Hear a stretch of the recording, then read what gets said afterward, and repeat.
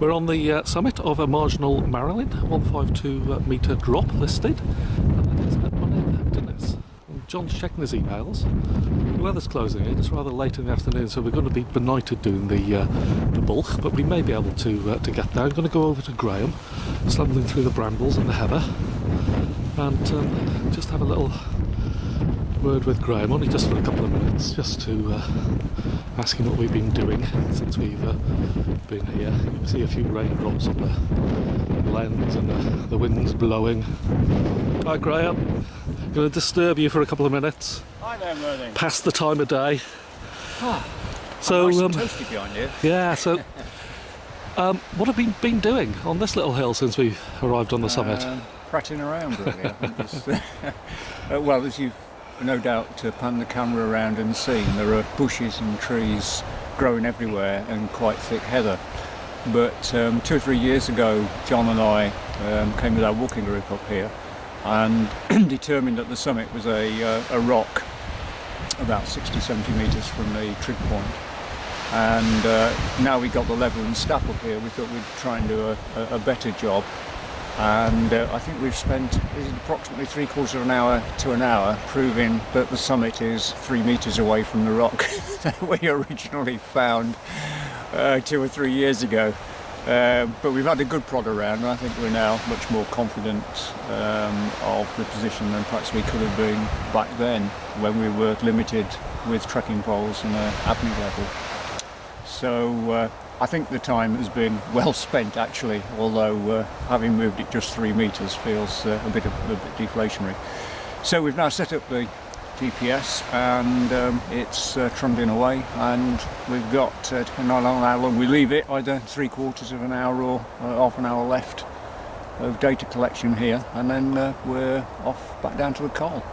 And we may just get the survey of the bulk done before dusk and darkness? Yeah, the rate determining step really is being able to locate the position of the coal when we get down there, because as I think you've rightly observed, Merding, we're on a really good track and only a few hundred yards away from the road, so it's not as though we've got to get back down off the hill or anything. So if we can locate the coal position before it goes dark, we can set the GPS up and set it going.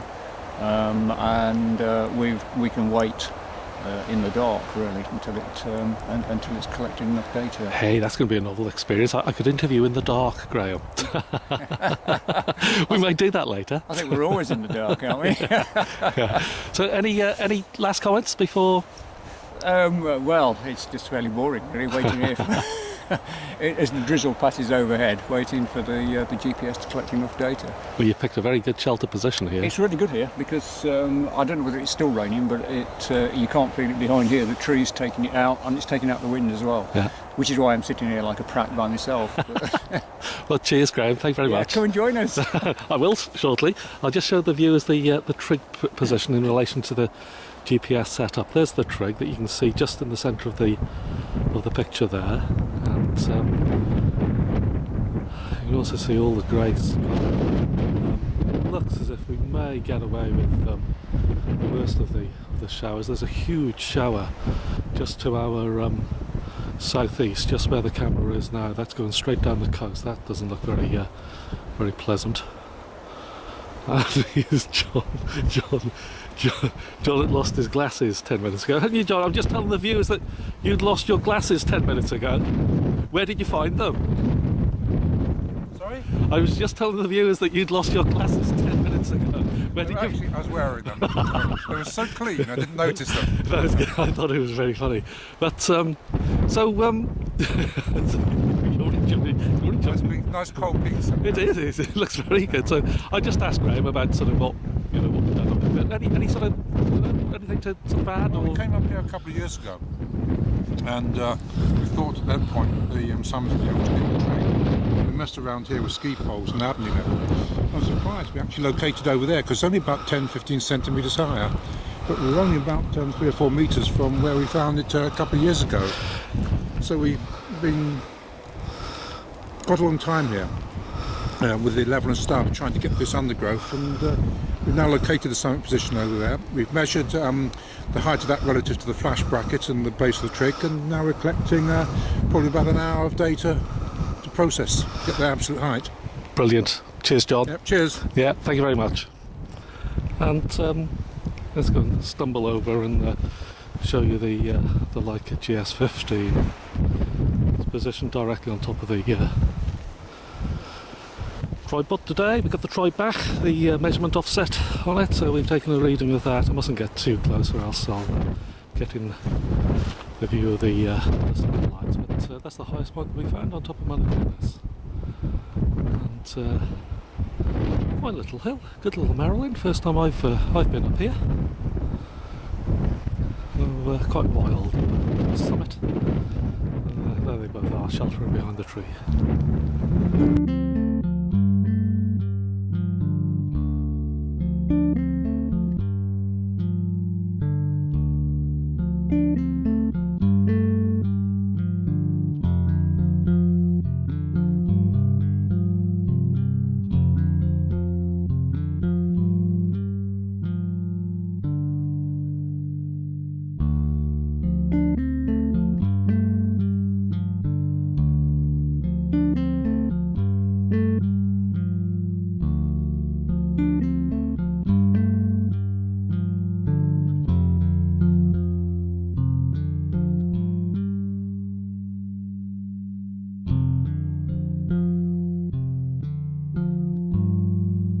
We're at the, well, I think we're at the critical col.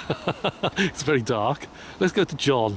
I can just see your hat, John. Can you see my teeth shining in the dark? This is a novel little interview, isn't it? Smile it is.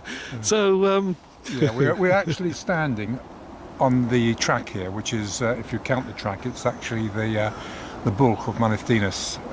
And what we've done, we've used the level of staff, and we've found the lowest point of the track, which is basically cutting the colt, and then we've taken staff readings either side on the natural ground.